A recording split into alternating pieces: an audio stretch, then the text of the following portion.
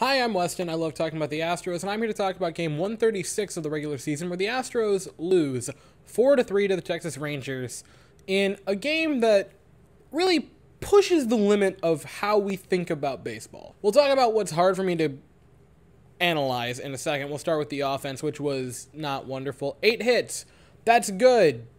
The 3 runs is fine-ish.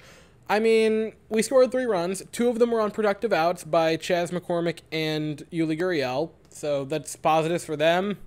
They both managed to push a runner across the plate without getting a base hit, so reasons.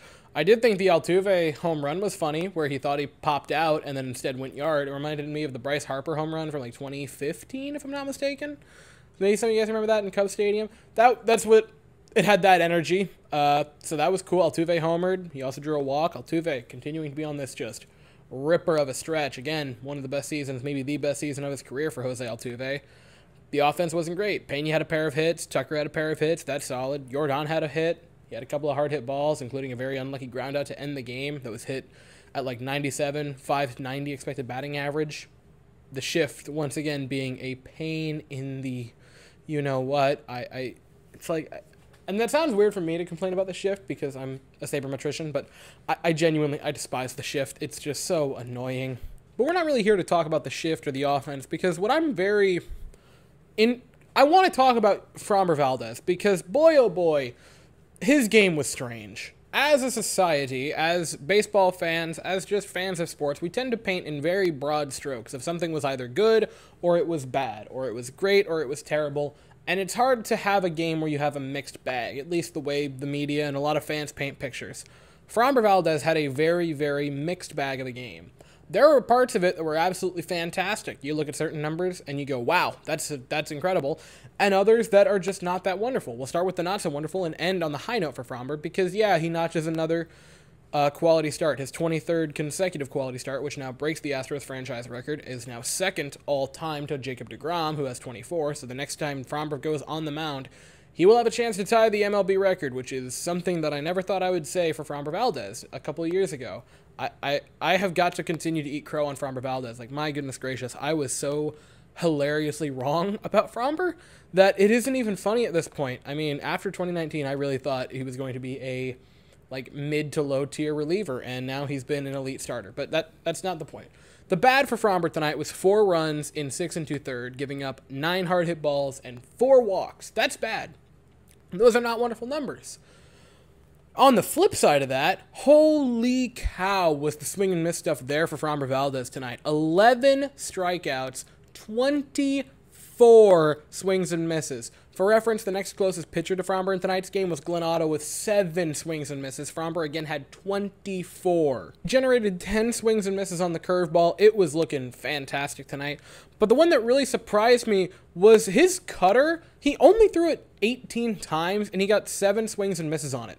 So it had a 70% whiff rate on the cutter, which is, I mean, man, oh man. He had crazy swing and miss stuff. And yet, simultaneously, there were times where he was out of control. Now, the 4 runs does come with the asterisk. 2 of them were unearned. And they were definitely unearned. There was some bad defense for the Astros tonight. Yuli had a bad play. The defense was subpar for the Astros, just point blank. So the dichotomy that I face is that I look at walks and hard hit baseballs a lot when I'm doing analysis, but man, oh man, I look at the strikeouts and I look at the swings and misses and the earned runs, and I go, no, Framber pitched a really, really good game tonight. The 4 runs is just flat out not what he did. He was responsible for 2 of the 4. He had a good game. It sucks that he gets hit with the loss, because I really just don't think he deserved to tonight, but I get that that's how the stupid pitching statistics work. I complain every time Framber goes, it feels like, about the quality start statistic, but this is one of them, that this was a genuinely really good start from Framber Valdoes, and it's a shame that the offense just kind of wasted it. I literally started to edit the video and then realized that I didn't even say anything about the bullpen, so my bad. Phil Maton would come in the 7th in relief of Framber Valdoes. He would pick him up, get the strikeout to end that inning. Ryan Stenek would come in the 8th and have a 1-2-3 inning, striking out all 3 batters he faced. Ryan Stenek this season genuinely has just shocked me to no end. And Will Smith, no, thank you, would come in the 9th. He'd give up a hit, but would get out of it scoreless. And, I mean, the bullpen did their job. They gave the Astros a chance to win. The entire pitching staff really gave the Astros a chance to win. 4 runs. Yeah, it's not great, but it's still below league average.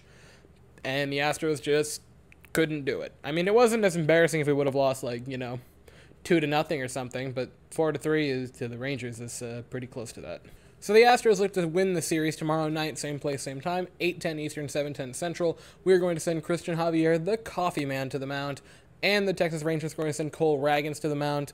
I'll be here afterwards to talk about it, but that's all I have to say for the evening. So thank you all so very much for watching. I hope you all have an absolutely fantastic day, and as always, go Astros.